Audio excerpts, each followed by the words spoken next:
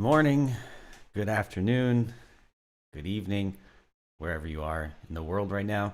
My name is Zack Johnson. I'm an educator, music producer here at the Garnish Music Production School in Los Angeles, currently, where I reside.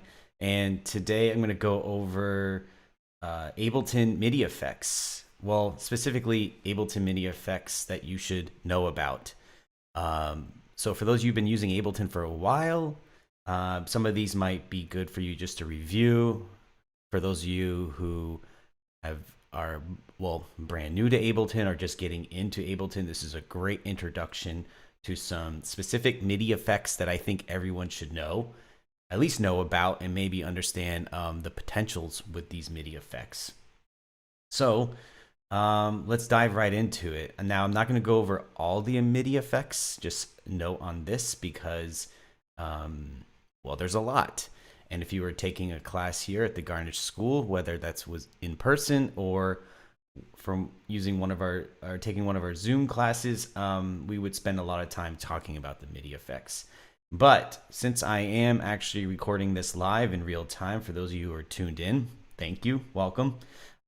If you head over to our YouTube page, just search Garnish Music Production School or Garnish Music, and you could comment, like, share, leave a comment, actually ask me questions that I will be checking in from time to time. So if you have any questions for me in regards to the MIDI effects section in Ableton, I would be more than happy to answer your questions. So, and stick around to the end because I will also be giving you more information on the Garnish Music Production School as well.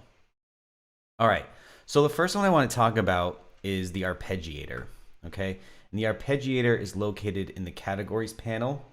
You scroll down here to where it says MIDI Effects, and at the very top, okay, you'll see what's called the Arpeggiator.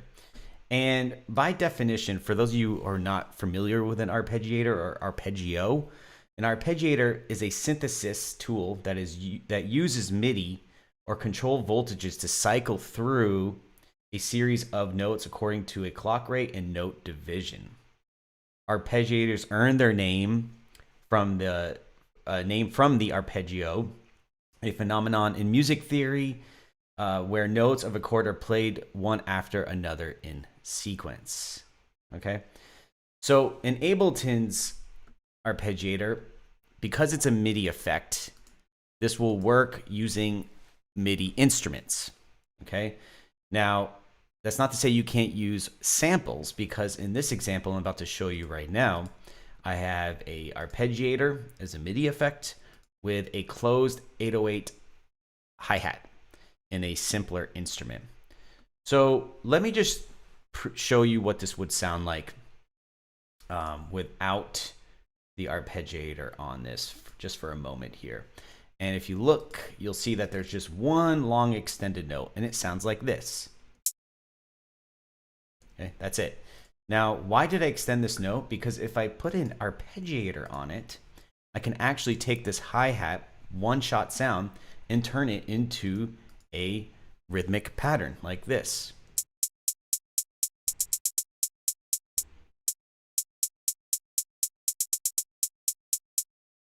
Okay, so the cool thing is using the arpeggiator just for one-shot samples, like using a drum, can help you come up with rhythmic ideas that you maybe wouldn't think to do yourself. So there's nothing wrong with manually penciling notes in or recording and tapping them out, but this is a fun way to try something a little bit different using the arpeggiator. And if you're wondering, how am I making those movements, those rhythmic divisions, I have automation on the rate on the arpeggiator. As you can see here, let me go ahead and show the automation.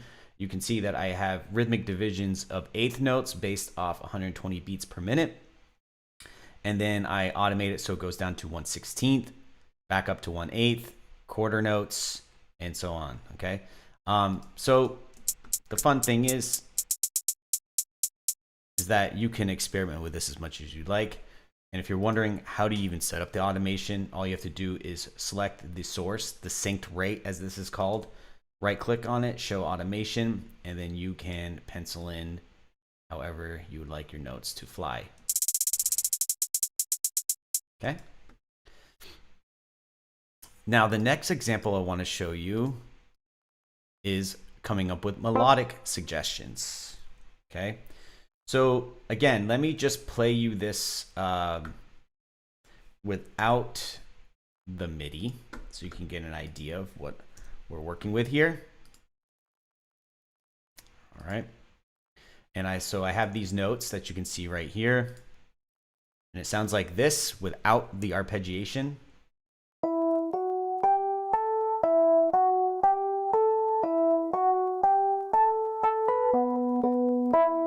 Okay. And now with the arpeggiation,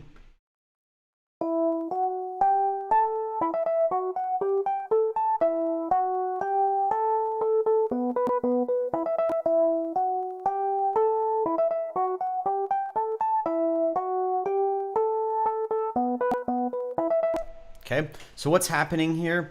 Again, I have the arpeggiator on, and this time I'm actually automating the arpeggiator to be on and off, as you can see here. So in the first measure, no arpeggiation,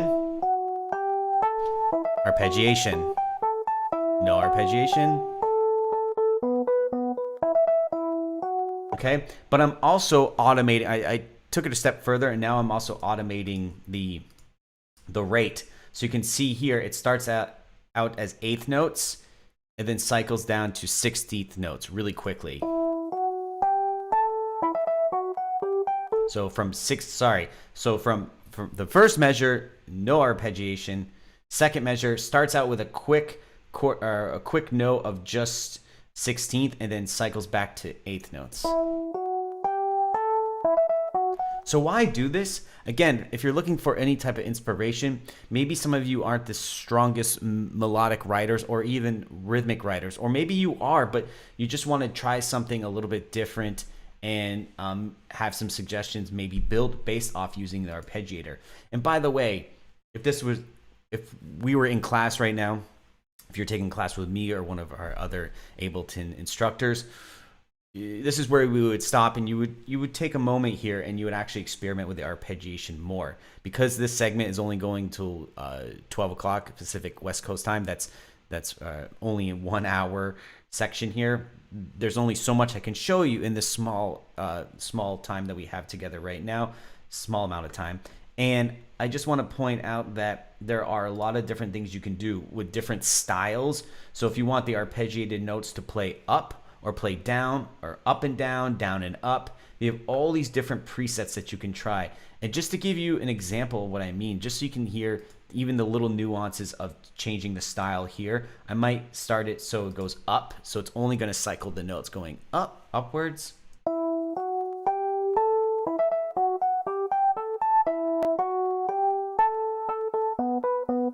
which will just make the cycle sound a little bit different. And there's some other things you can do here too. I noted that you can change in rhythmic division. So if you want to keep it in time, let's say if I actually have this playing along with the hi-hats, and if I turn my metronome on, you'll hear that it's perfectly quantized. And that's not by accident. What's happening is because we are synced, we have it synced, this technically means that it's syncing to the master tempo. However, you can unsync it. And if you click right here where it says sync, you can actually change it by the rate, and you can do it in milliseconds. So you have a free rate, which you can get some interesting results. Let's just put it that way. If I play around here, let me just give you an example. Okay, the rate is set to 32.2 milliseconds, so at a really fast rate. I can move this up. Okay, so you can experiment with this. There's a lot you can do with the arpeggiator. And then there's also gate. The gate controls this, sets the length of the notes in the pattern as a percentage of the current rate setting. So what does that mean? If I bring the gate messaging down, it's going to sound even more pluck-like or staccato, right? Versus bringing the gate up, it's going to sustain those notes a little bit longer. So even with this, you can automate it and get some interesting results. And then next to that, just one more thing I want to show you before we move on is steps. So transpose steps. You can actually say, look, rather than just following the cycle of the current notes in their position, let's actually take it literally, pun intended, a step further and have these notes go up an octave. And by default, a lot of people miss this, but by default, the steps is set to 12 semitones, also known as a full octave above, but you can actually modulate this as well. If I want, rather than having the distance go up 12 semitones, I could have it go down 12 semitones. So this might be good, a great suggestion maybe for if you're trying to add some like more lower like bass type notes.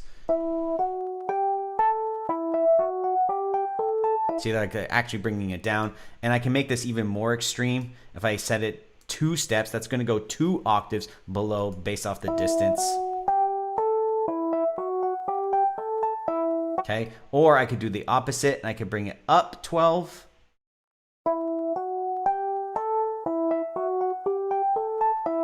Okay, so you'll get different results as you experiment with this more.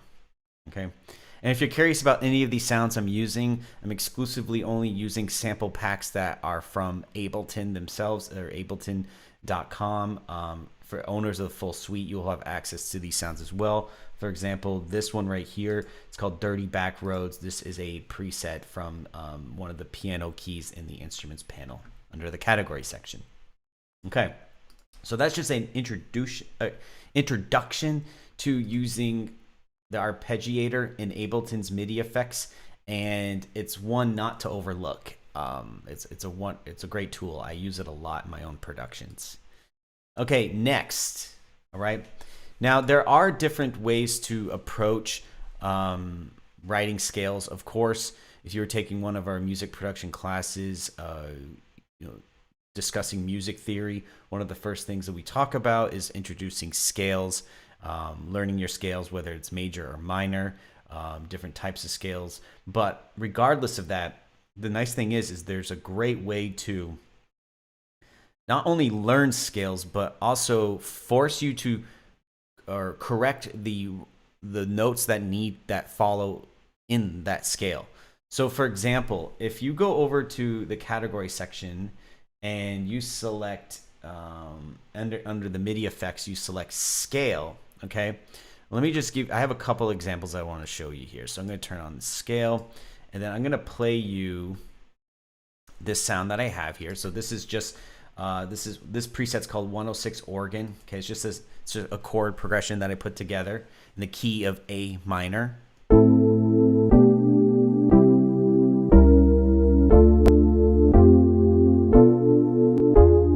Okay, and I wanted to write a melodic suggestion or a melodic idea.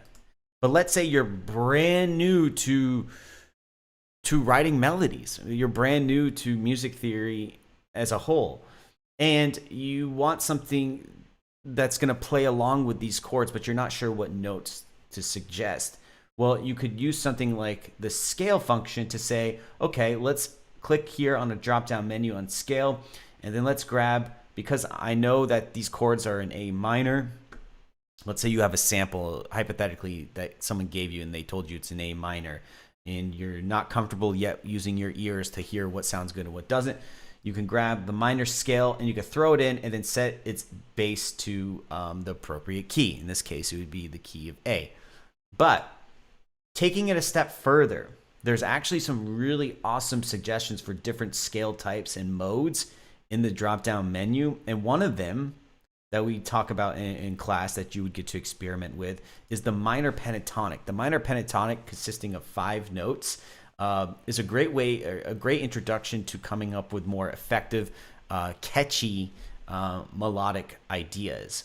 And so when I throw the melodic pentatonic on here, what the scale will do is make sure I'm only actually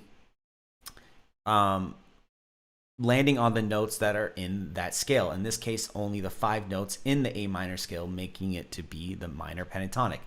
So let me just show you, let me play you what I have here.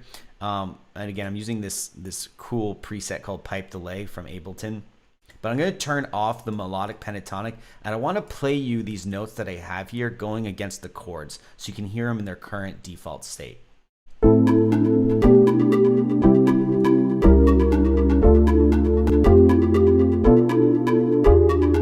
Okay, let me point something out here. There's some notes that are not in key, okay? There's some notes that are not in key. And to prove my point here, if I double click on this just so you can see, let me get rid of this. Don't need that EQ. Okay, just for a moment here. This note are not in key. Not in key meaning they actually don't technically belong in the A minor scale, okay? The A minor scale that you first learn about in A minor scale is just the white notes. But even taking it a step further, some of these are not in the pentatonic scale. So when I turn this on, it's going to actually correct those wrong notes.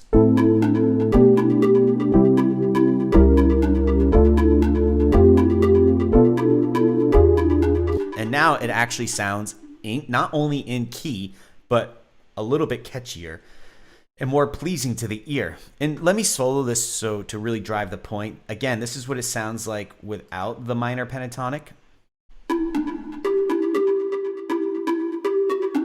Right there.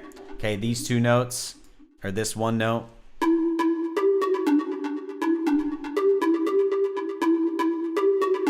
Yeah, not correct. Now, when I play it with the minor pentatonic,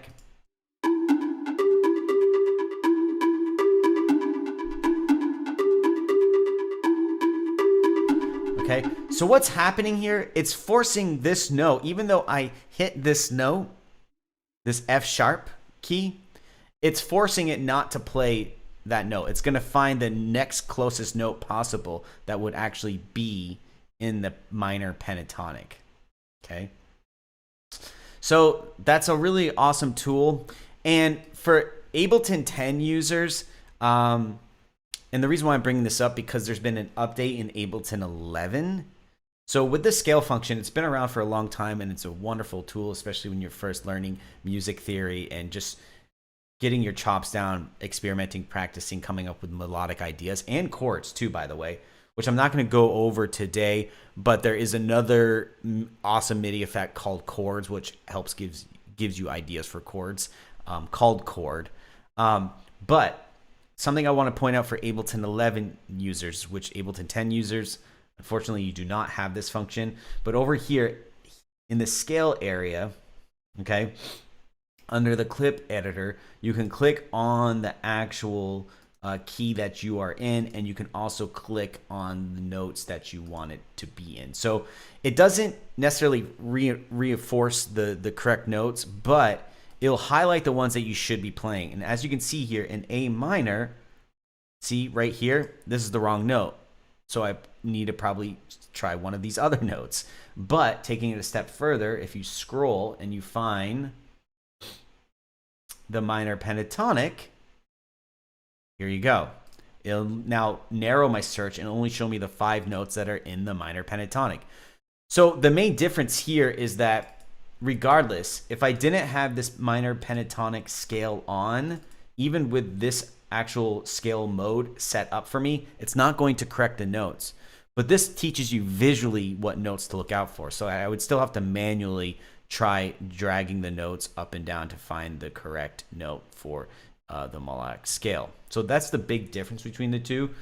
And I think they're both practical. One is for you, I would look at scale as more of a ear training exercise, the actual scale MIDI effect, and then in scale mode I would use that as more of a visual training exercise for showing you which notes you should be selecting or trying out. Okay, so the scale mode is definitely a very useful one, and I highly recommend it, especially for those of you who are brand new to music production and music theory as a whole. Okay. All right. So now I want to show you a new one. Well, not new necessarily. This one's been around for a while. This one is built off the Max for Live engine, and Max for Live is in collaboration with Cycle 74. And for Ableton 11 users, you might have noticed that in the MIDI effects panel, you'll notice that there are more options that weren't here before. Ableton 10 users, don't worry. If you're not seeing the MIDI effect rotating rhythm generator in your panel, all you have to do is head over to Max for Live, and you can find that in the MIDI effects section. Okay. And the rotating rhythm generator creates organic rhythms and experiment with modular style beat and polyrhythm generation. This device also sends MIDI, so you can use it with drum racks or other external equipment with a MIDI input. Okay, so this one is cool, and I want to just show you, just to give you a basic idea of what it can do. But again, giving you rhythmic suggestions that I almost compare it. It's similar to one of Ableton's audio effects that that again, just for rhythmic ideas, called beat repeat. But again, this one is a little bit different because it's based off MIDI. So let me just play the drum pattern that I have here so you can hear what this sounds like. Let me go ahead and I'm gonna crank my tempo down a little bit. Okay. So this is a drum pattern. Again, this one, if you're interested in this drum pattern, it's called Piece Kit, and you can find it in Ableton's instruments panel. All right, so here we go.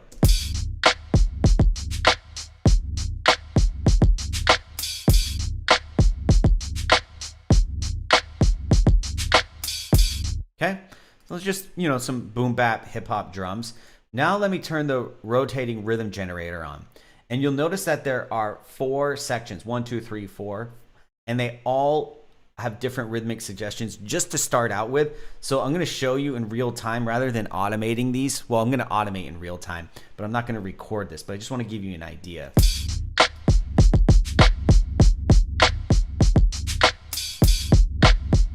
Pay attention to the kick drum.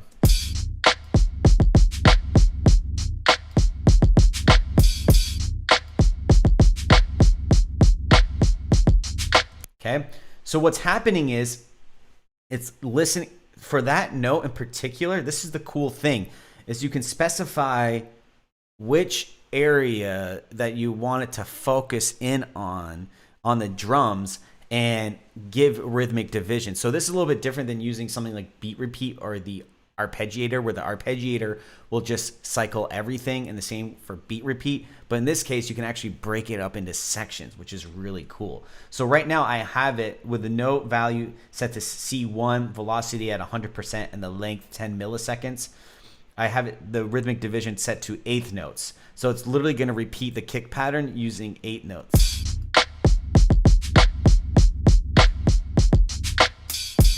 And this could be cool, like maybe not have it cycle the whole time, but again, you could automate this so it only happens once in a while and just give you some new suggestions that you wouldn't necessarily think to do on your own. So let me show you the next one that I have set up here.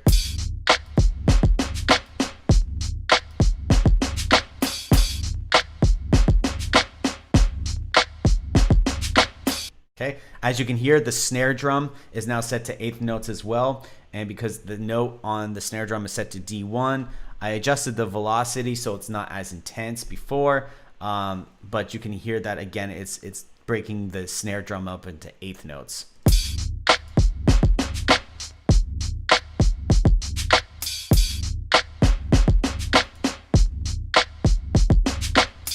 Okay, and then the next one.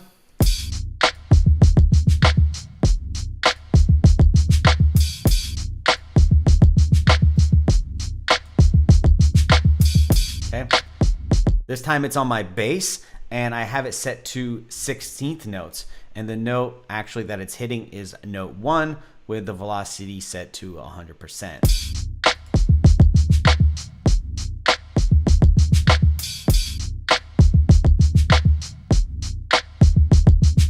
Okay, and then the last one.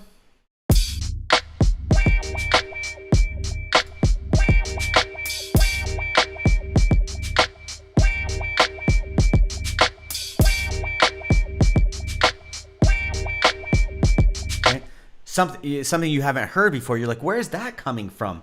Because remember that in this kit that I have here, and there's a lot going on under this hood, but there is a built-in drum rack, and it has all these individual notes that are being played on certain keys. And I have this one set to the root note of C2 and the rhythmic division doing half notes.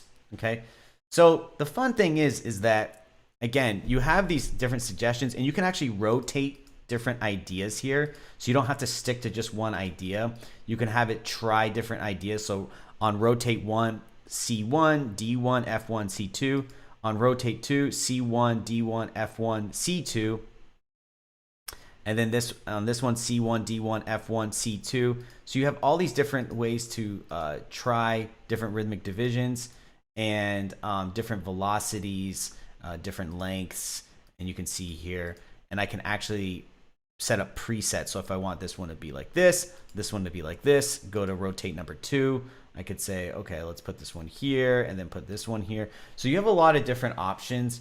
And again, these are just MIDI suggestions that you can try and go from there. So that's the or a introduction to the rotating rhythm generator.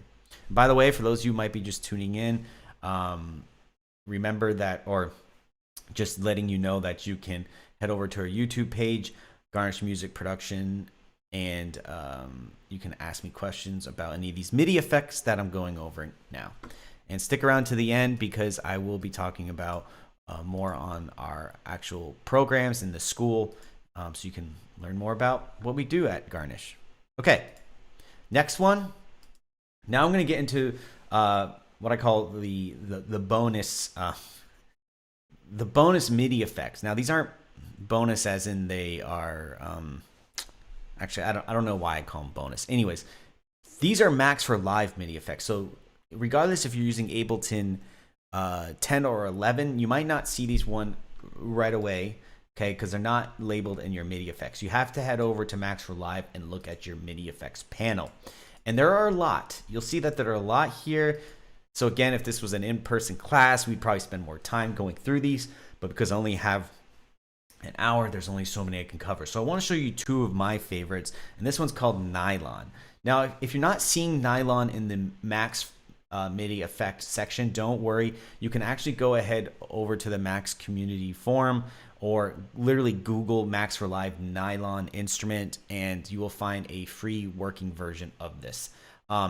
Because Max for Live is such a large community, there are constantly new updates to free and paid plugins that you can download. But this one in particular, called Nylon, is free. And Nylon is what it is it's a chord generator that emulates chord strikes of a guitar. And you can play up to 6 strings per chord. So rather than actually playing a chord, I'm just gonna literally strike one note so you can get an idea of what this sounds like. Okay, so if I just play something on my piano keyboard, hold on, let me go up an octave. Okay, so I'm playing this is just a standard upright piano from Ableton. Okay, but watch when I put Nylon on.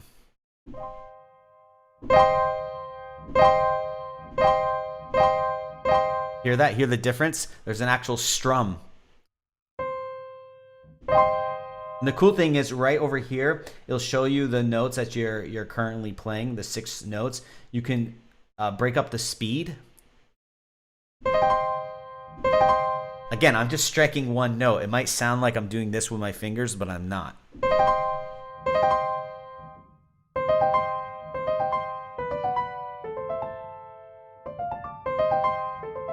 Okay, very cool.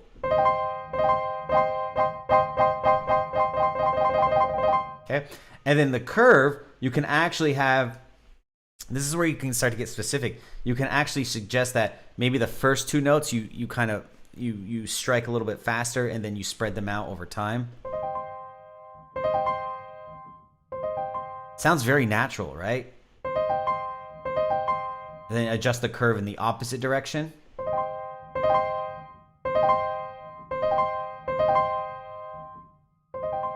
And you can adjust the velocity. So it starts out quiet and it gets louder over time, or the opposite. Okay. And then you have this random function where it'll just give you random suggestions.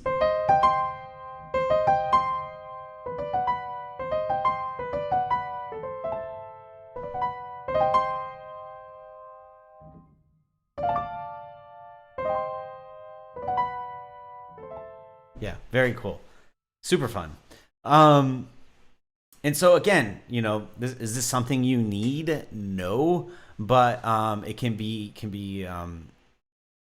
especially if you're just starting out playing chords and piano and literally getting used to using your fingers. I like doing this kind of action on one shots. I think it's super fun, like on strings, and maybe not necessarily just strings, but like bass lines too. You get some interesting results, and drums as well. It's suggested for guitar strings, but I try it on all different types of strings, and not just strings, other material sources as well. Okay. Anyways, okay, moving on.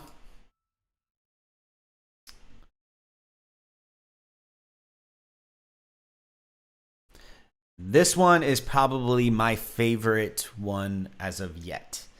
There are a lot, but this one is definitely, yeah, it's newer, and I really suggest you check this one out.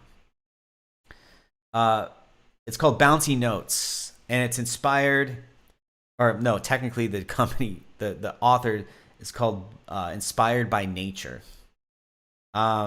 And what is Bouncy Notes? Bouncy Notes is a gravity-based MIDI sequencer. The piano roll can be set to the key of your production, and you can limit the range of notes used. Used to create pitch shifting delay effects, unpredictable arpeggiation, or evolving note sequences. Okay. So let me just give you an idea of what it sounds like. First of all, let me just play you what I have here. And this is a really cool pack that I found. Oops, hold on a second. Called Slice to Melodies. Again, this is oh, what am I doing here? Sorry. I don't know why this keeps trying to make it smaller. There we go. Okay. So this is what it sounds like on its own, just playing these chords for you.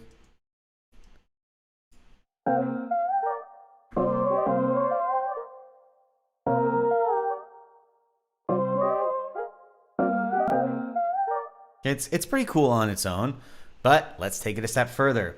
And for those of you who are wondering where, by the way, this one is not, again, this is something that's not in your MIDI effect folder, okay?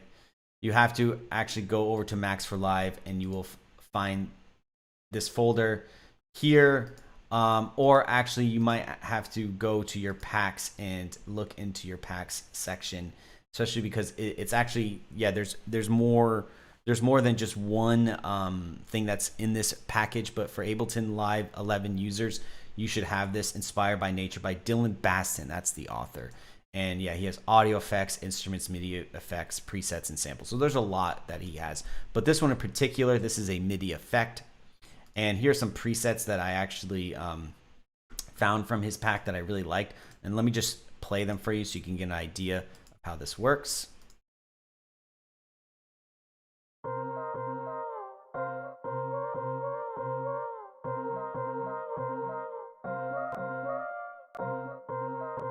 So like the author suggests, it's based off gravity, okay? And this isn't the first time this has been developed. There's other third-party software companies that have implemented something like this. In fact, one of my favorite features in using Teenage Engineering's the OP1 instrument is this really cool technology with where it sounds like, you know, the sounds are actually bouncing around the room. Okay, so let me just give you a couple more preset ideas, and then I'll show you how it works.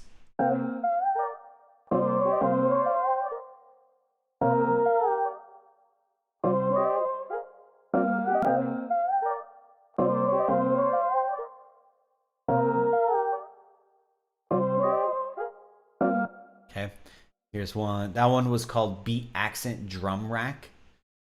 It was suggested for drum racks, even though I'm not using drums. So it probably sounded really cool on drums as well. This one's called C Pentatonic Walk Up. Again, these are just presets from Bouncy Notes.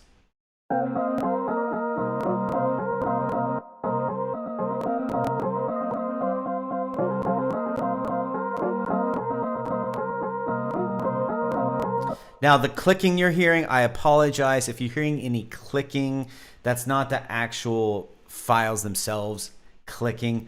That's unfortunately my CPU meter. And this is actually a good lesson for you all if you're curious about this. But between here, you can see my CPU meter is spiking. And a lot of times that can be reduced by heading over to your preferences pad here, or preferences panel, and either try reducing or boosting the sample rate.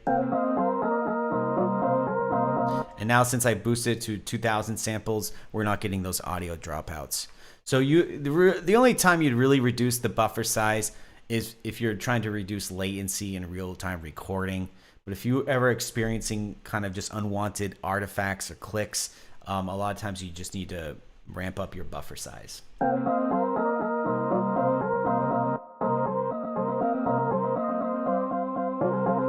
So a lot going on there, right? All right, let's try one more, then I'll explain what's happening. Okay. This one's called Couple Bounce Up.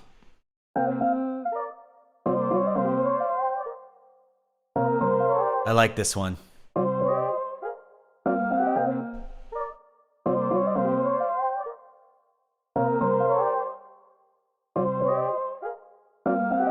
Okay, so yeah, what is happening here, right? You might be wondering.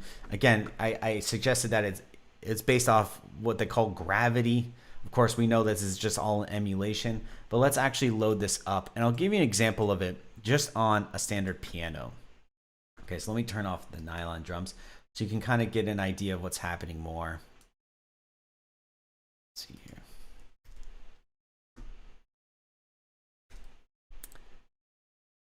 Turn this off here.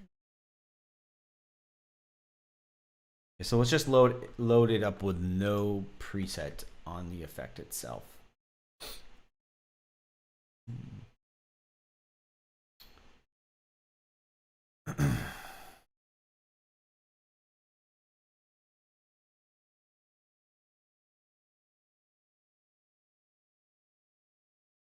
Okay, so right off the bat, it'll say click and drag to create a wall.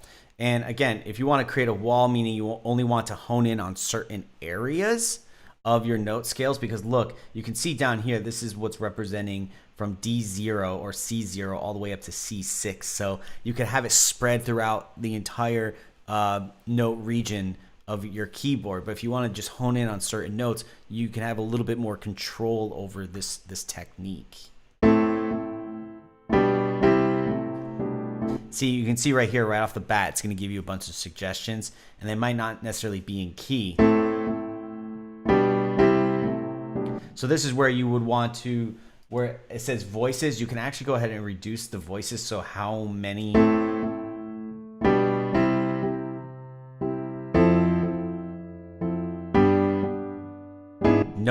notes actually get struck. So just by reducing the voices down to 5, that's making this a little, I have a little bit more control over it. Okay, and the lifetime, you can actually, this the ball lifetime, as they call it, the length of the time that a ball will exist for, unless it stops bouncing, then it is removed. So I can actually reduce this as well.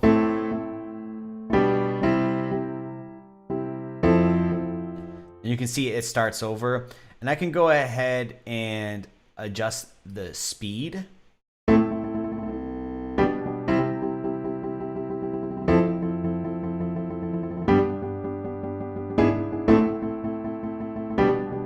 Literally sounds like little bouncy balls, almost like, you know, the gravity, the vibration of, and then the gravity itself, the bouncy notes. So if I increase this, then the gravity is really intense. But if I dial it back,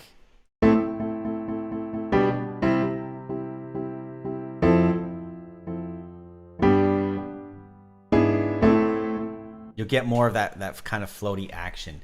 And then the mass sets the mass for the balls. This will affect the ball's physics and turn possibly the note out velocity. So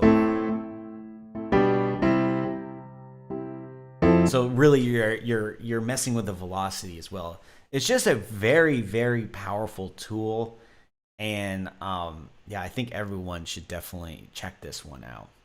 So I just want to there's one more thing that I want to show you, but before I show you, again, I can't stress this enough. So in the MIDI effects, you already have a lot that I recommend checking all of them out if you can, okay? Some of these you'll find practical, and then some of them you will not, okay? But it's still worth checking them out and understanding what's happening. So again, if we were doing this in person, in a class setting, we would go over all of these MIDI effects. But the one area that I really suggest you experiment and spend time in is the Max MIDI effects section. And one of the things that I like to do when I find some MIDI effects that I think are really cool, what I'll do is I'll actually put them in my Max folder here. So in my collections, I went ahead and edited a section and I renamed it Max. And the reason why I renamed it Max is because I know that there are so many in here and I might not remember all of the ones that I liked using at first. So what I'll do is put them into this Max folder and find my go-to Max collection. And as you can see here, my Max collection has grown over time. So yes, there's not just MIDI effects in here. There's other suggestions as well, but I do even have MIDI effects that are not part of the Ableton full suite that I've gotten for free or purchased from the Max community themselves. All right. So if you have any Max for Live instruments that you like and want to share, please feel free to comment in the YouTube video chat or later on when you're watching this video when we're not streaming live, and share some of your favorite Max for Live instruments.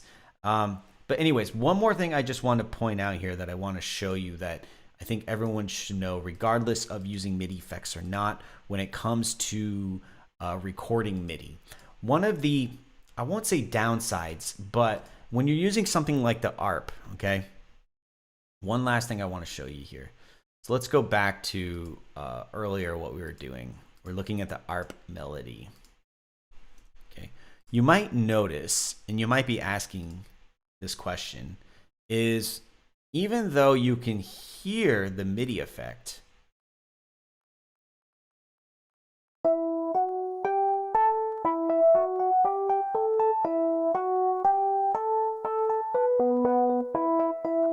okay, even though you can hear the MIDI effect, you can't see it, right? And that could be a bummer, because what if you want to actually be able to see the notes and maybe manipulate them further? Because there are, believe it or not, even with the arpeggiator, there are limitations to it. Okay, so what do I mean by that? Again, if you look at these notes closely, it will confuse you because you'll hear something completely different. So when I look at these notes, let me turn the scale off here.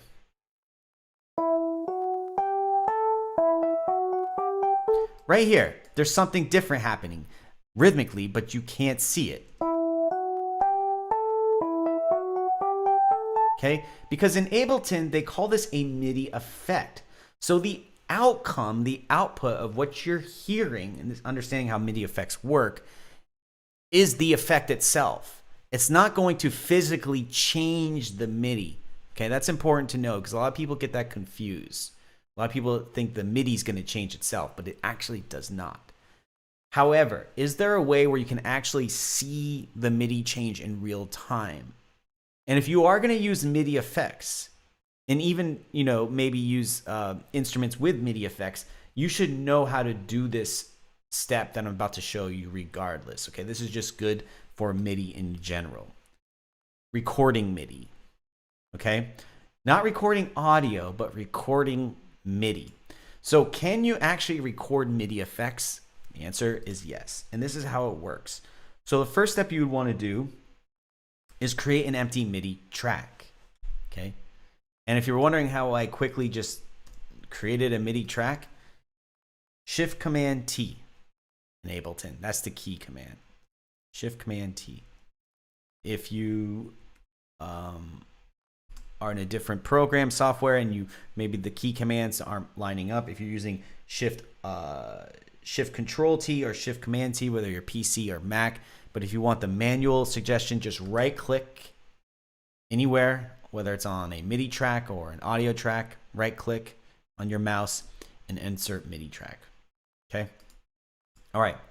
Now, the next thing you're going to want to do is make sure that your in and out section is toggled on. Okay. If you're not seeing where it says all ins and all channels and no output, you got to come down here and click on the in and out section, IO section. All right. Step number 2. Step 3, you're going to want to come down here to where it says all ins, and you're want to select where you want that MIDI information to come from. What we're trying to do, remember, is we're trying to record the MIDI effect and the notes, the MIDI effect and the notes, okay?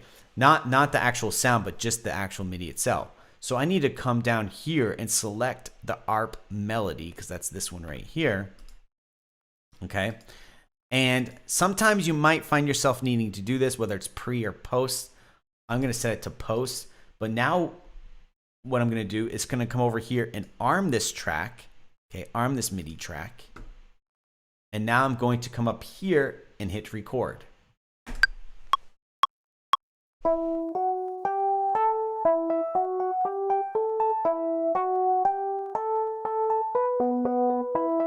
Okay, so take a close look now. If you look at this recorded MIDI, and I'll just rename this recorded MIDI with effect, you'll see here that yes, these notes are the same, but look at these notes. Okay, we went from quarter notes to eighth notes.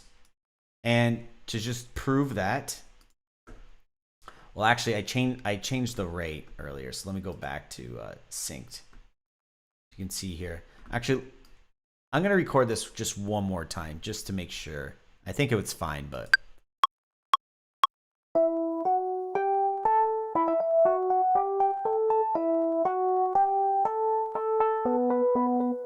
yeah, okay, it is fine. So you can see here, these notes have changed because if you look at this automation now, let's go back, show automation, okay, right here, you can see where it's changed. All right, so why would you want this? Let's say you want to try maybe not using the arpeggiator on different synthesizers. Maybe you want to try it on some of these other sounds that you might have already in here. Maybe I want to go to an instrument like the wavetable and grab maybe a piano, an organ, perhaps. Okay. And maybe I want to mix and match it with the arpeggiated version of this.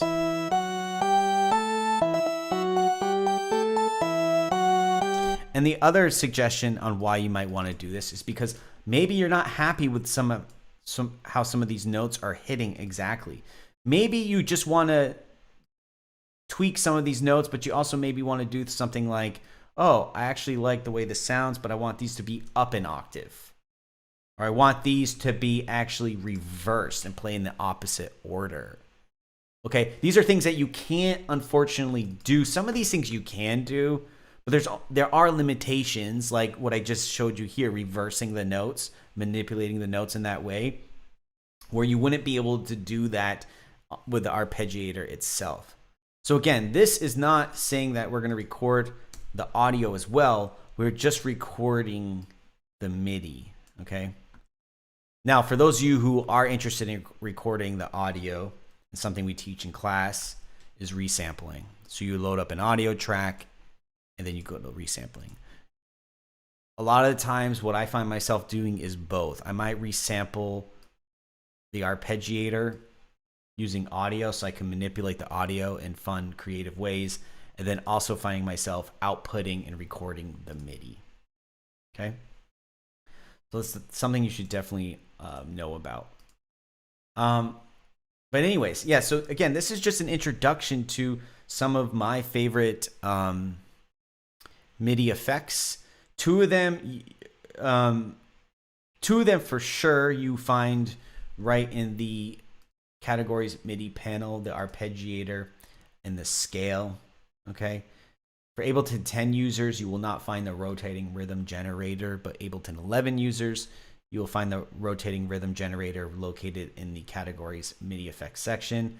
For Ableton 10 users, you will find this in your Max for Live MIDI effect folder. Okay.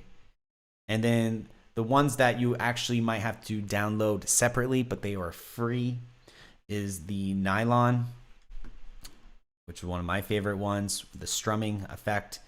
And then last but not least, the Bouncy Notes inspired by nature. Okay, so before I wrap things up, just one more thing I want to talk about and discuss with you is our website. Okay. And if you head over to edu.garnishmusicproduction.com, this is where you can learn more about one of our satellite schools. As you can see here, we're literally all across the world. I currently reside in Los Angeles, and I'm one of the Ableton instructors teaching in Los Angeles.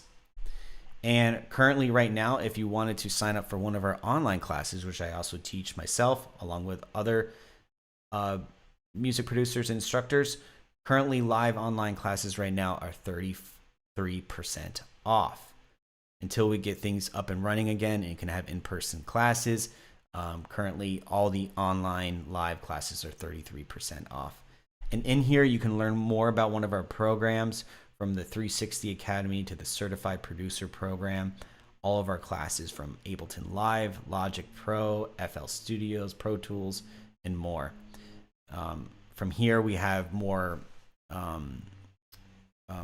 boutique classes that specialize in anything from hip-hop production to electronic essentials to vocal production and more.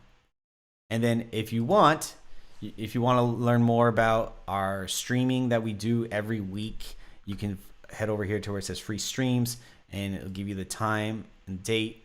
And if you want to watch us on YouTube, Facebook, or Twitch, follow us on Instagram and Twitter to stay up on our current events and things that we are talking about. But all of our past broadcasts are over here, and it's all of our wonderful instructors that are giving different demonstrations from Logic to sound design to mixing to drum programming, etc. There's a lot for everybody. There's a lot going on here. So again, I just want to thank everyone for tuning in. My name is Zack Johnson. I will be back giving you more videos in the future. And let's see, did anyone have any questions for me today?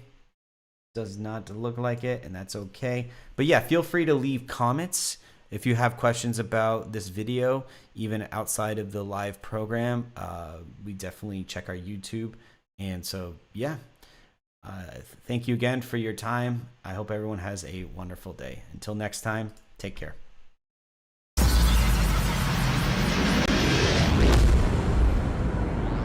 Yeah.